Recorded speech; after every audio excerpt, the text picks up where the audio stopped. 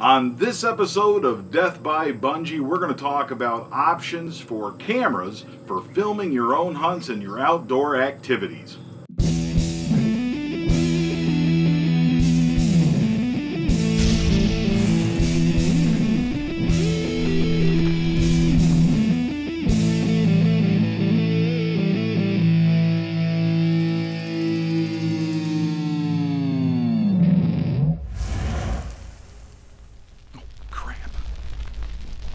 When I started this YouTube channel, one of the first things I told you about a year ago this month was that I wanted to help make YouTube the go-to place for quality outdoor entertainment. And I do that by showing you my hunts with my crossbow, with Bunjie.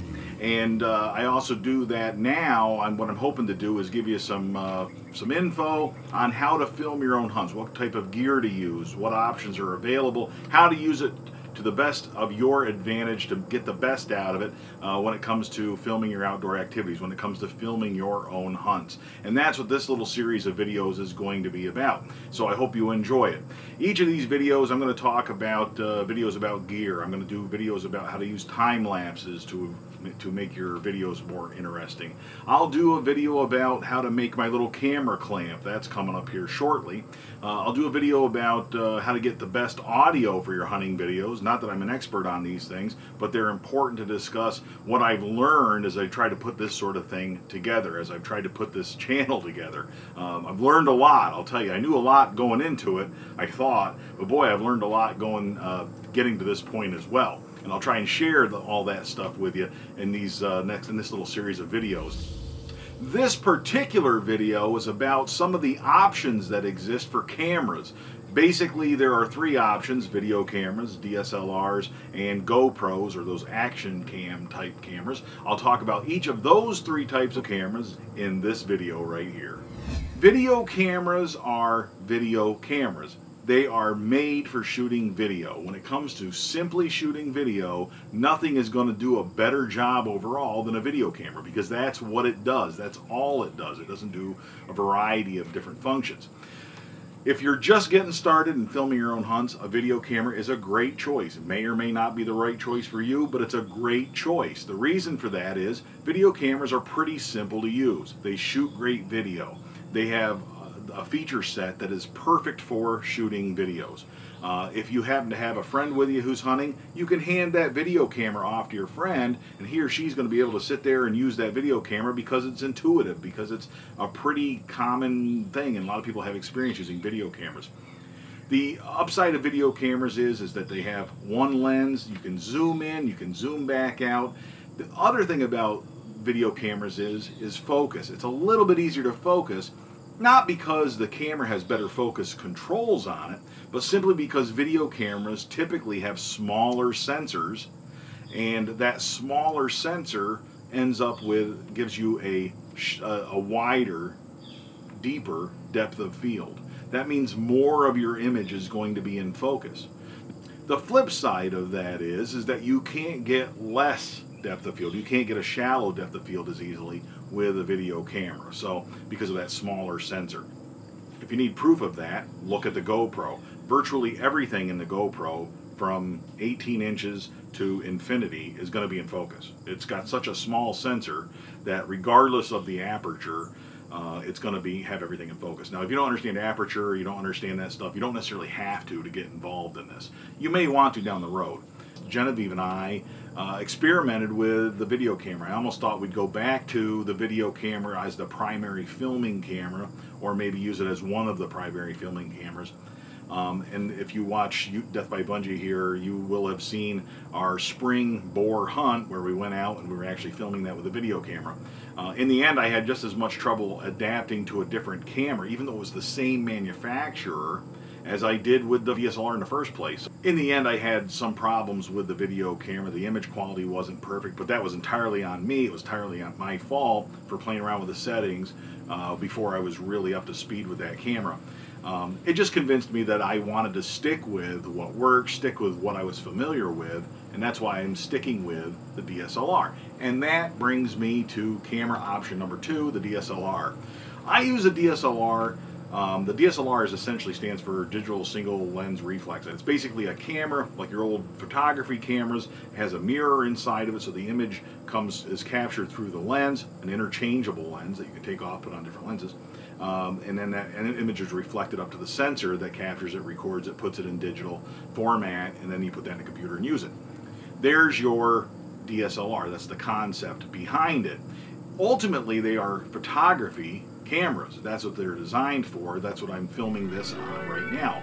The nice thing about the DSLR is if you look at my face, hopefully it's in focus right now, but as you look at farther off in the background, the areas, the farther you go from the camera, become more out of focus. Okay, they're slightly less in focus. I like that. That to me is the whole reason I got into the DSLR, and I simply use the DSLR because it keeps that focus on your subject instead of the background, right? Or the foreground.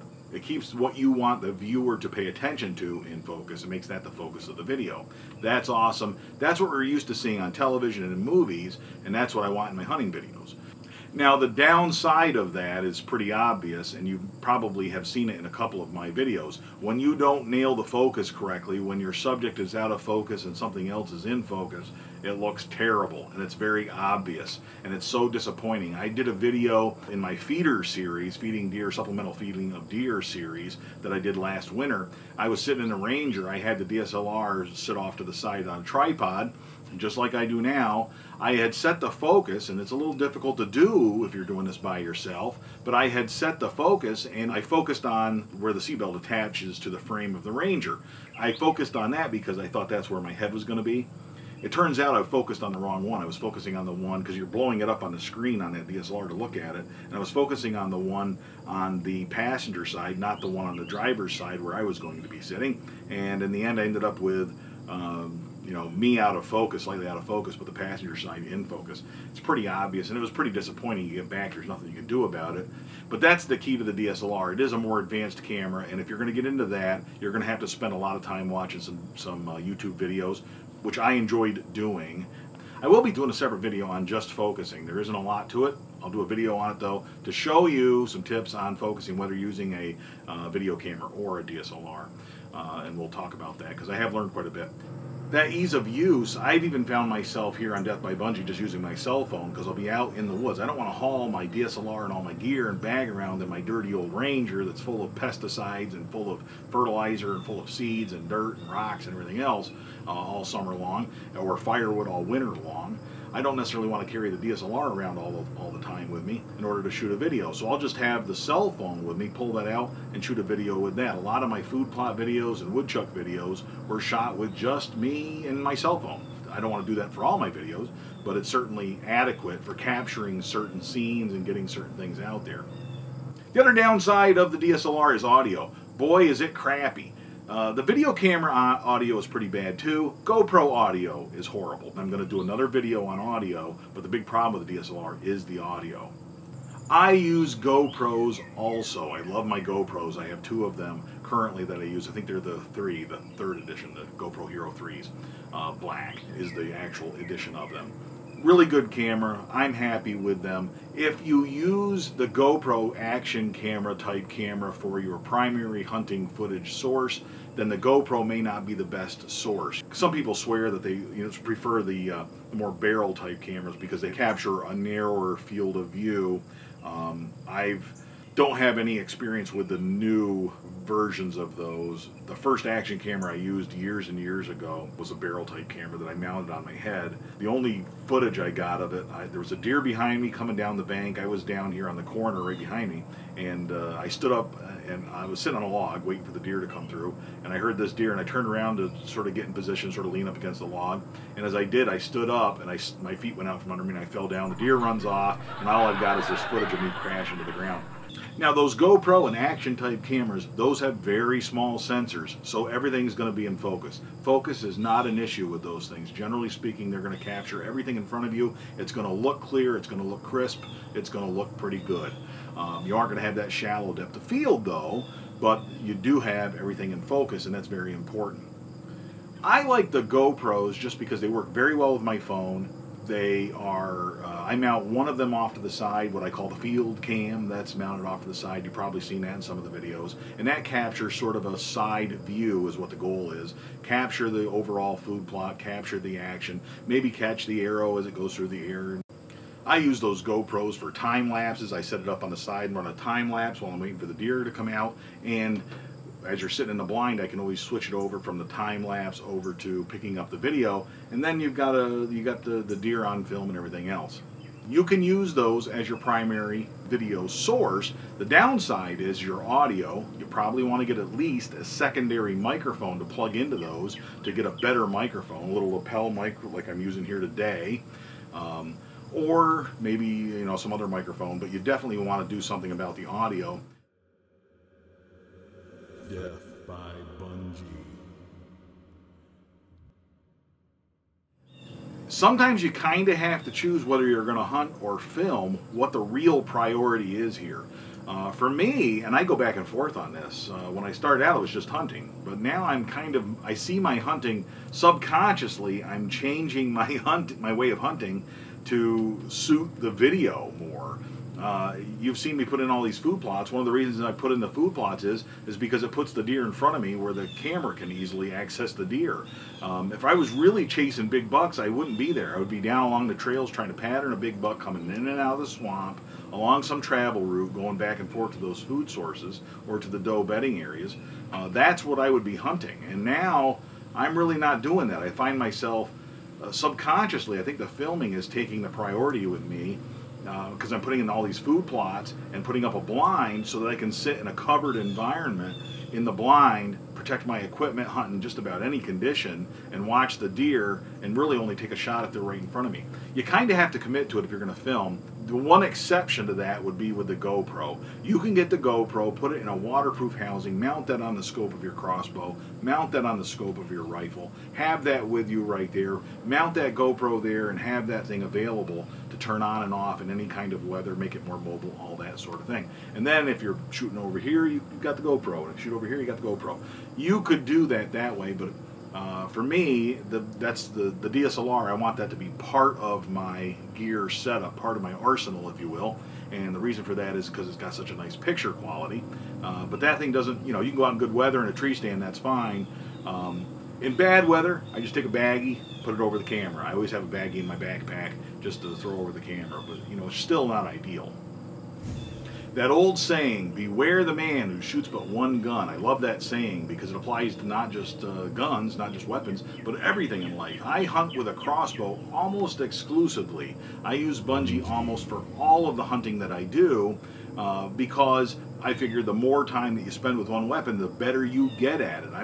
I've really ironed out any potential kinks, and I feel very comfortable with it. So everything I do with it works extremely well. It certainly is no different with cameras. When Genevieve and I experimented with adding that video camera to Death by Bunjie, we ran into some problems. The first hunt, I only filmed one hunt with it, and that one hunt was, the video was bad, the audio was bad, we had all kinds of problems with it.